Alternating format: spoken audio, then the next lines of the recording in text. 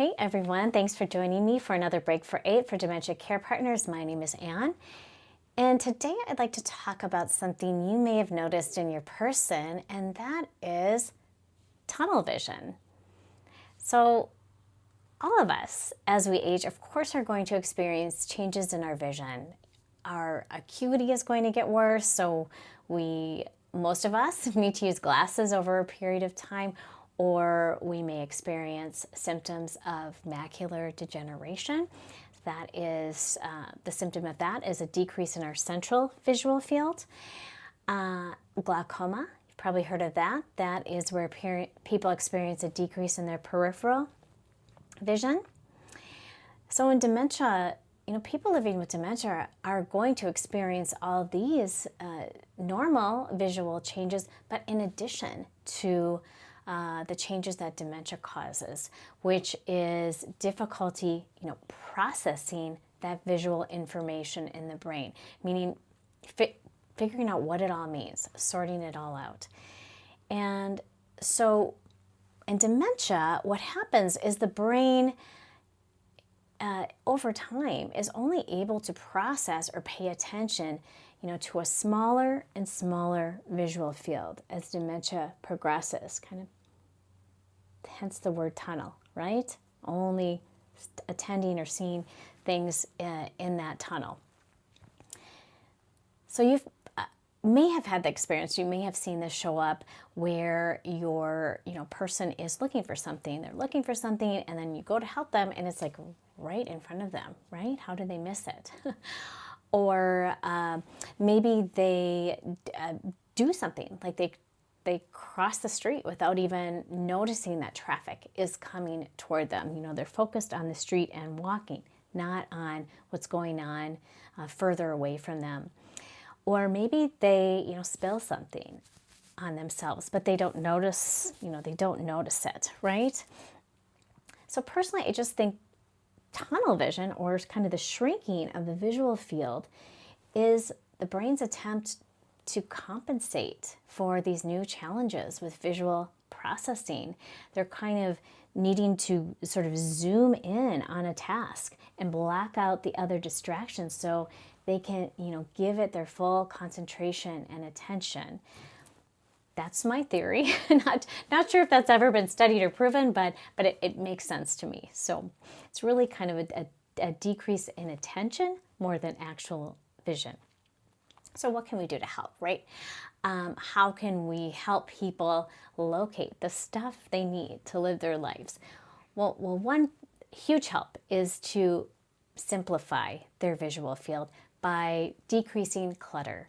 If you think about trying to find a toothbrush and toothpaste on the countertop in your bathroom that is cluttered, or in a medicine cabinet that's, hasn't been organized for ages like mine, finding something in a very cluttered environment is much more difficult. So we can put out the toothbrush and the toothpaste on the sink and then clear everything away. So keeping only those commonly used items out in the open and decluttering the space.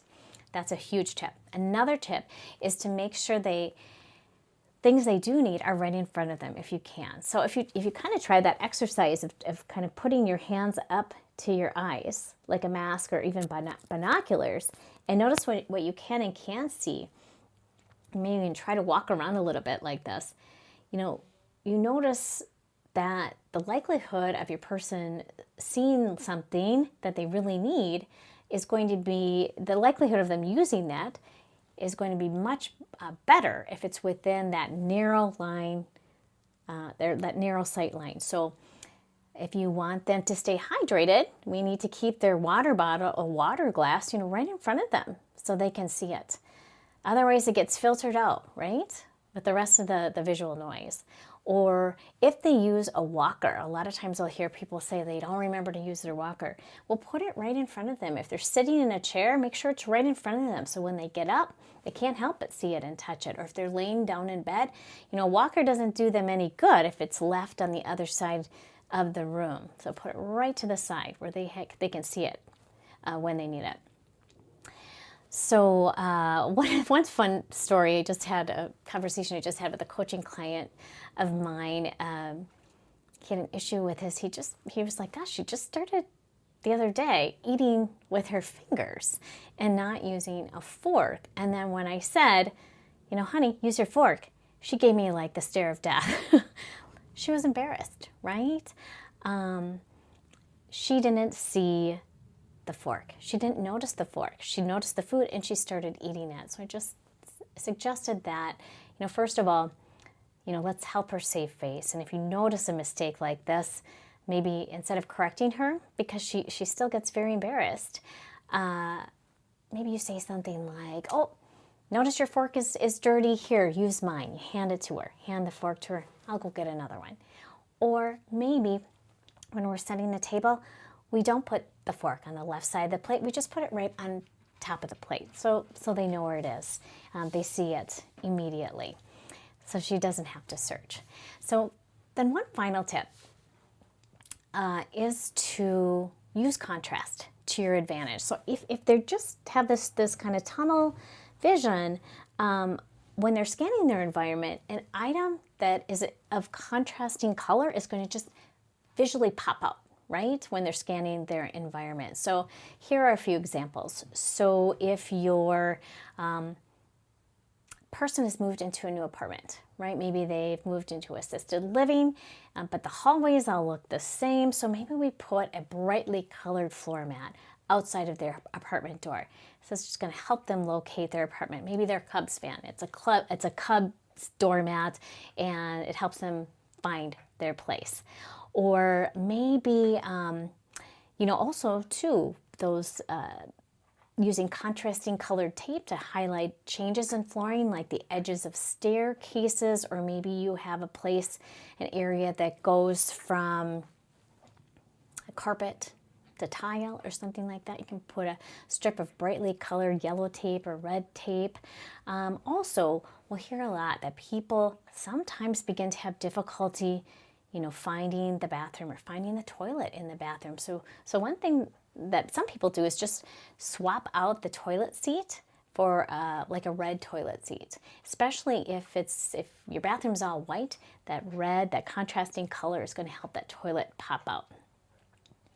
So, you know, we know that also people who are living with dementia are at increased risk for falling just for many reasons. And one of them is tunnel vision. You know, if they're just focusing on here, they are not always going to be looking at their feet and what's around them on the floor. So just an excellent fall prevention technique is to make sure clutter or other tripping hazards are just removed from the floor.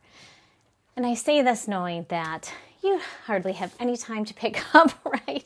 And I know decluttering isn't always easy, especially if your person's a little resistant to it. And I certainly don't want to add to your to-do list. I know you're doing a really difficult job. But decluttering can help prevent a fall. So with all of this in mind, tunnel vision, fall prevention, adding contrast, keeping things in line of sight. It's a lot to remember, but let's just kind of put all that aside for now and move into the meditation piece of our time together.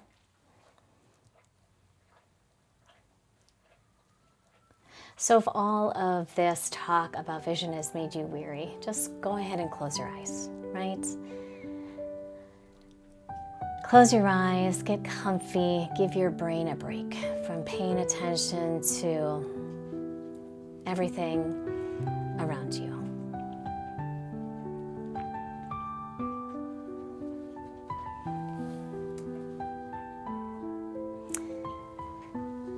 Pull your attention away now from everything in your environment. Clear your mind. Just become aware of your center, the core, the center of your body.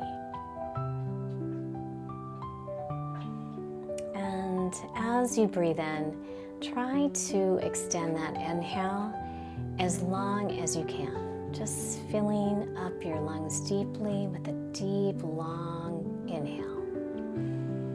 And on the exhale, the same. Exhale for as long as you can.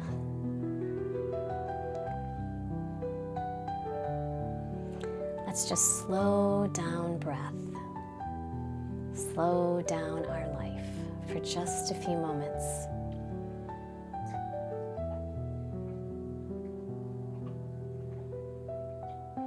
Just continue breathing here at a pace, at a rate that feels comfortable to you.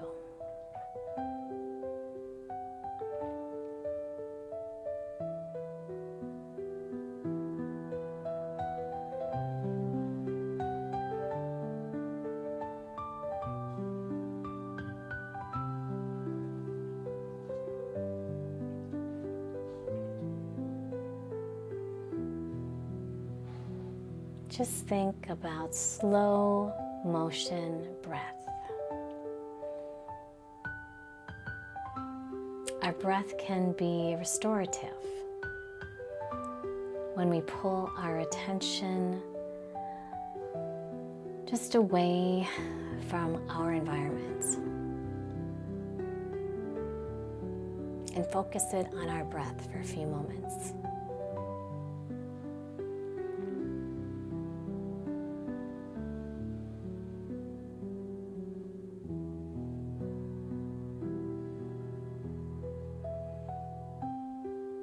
And now as you breathe, I'd like you to become aware of the moments of complete stillness as one breath ends and right before another breath begins.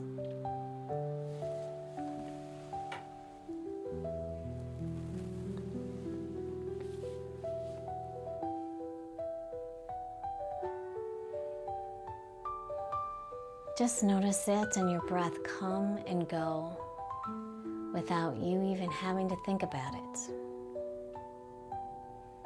Just giving you a beautiful moment where time almost seems to stand still.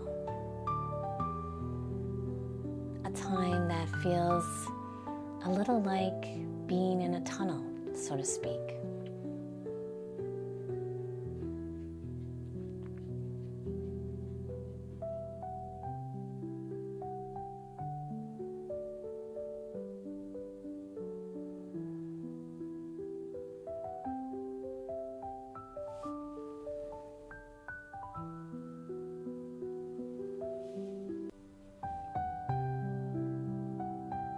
Living with dementia can easily become overwhelming, demanding, overly cluttered. Always remember, you can return here to this place of stillness.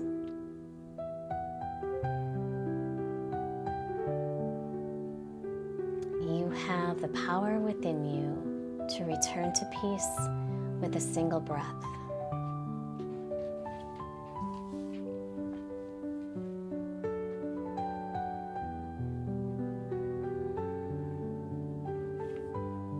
Wouldn't the world be a better place if we all practiced this a little more? So maybe today you could try setting an alarm on the hour just to help remind you, just for today.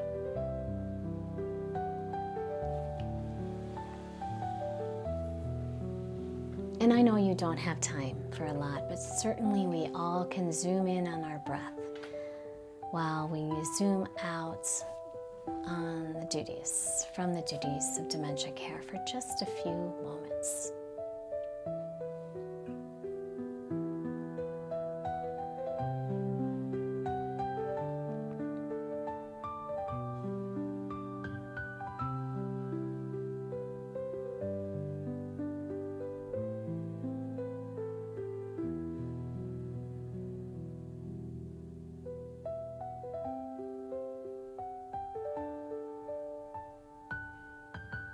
So please take this time with no guilt to focus on yourself just a little longer.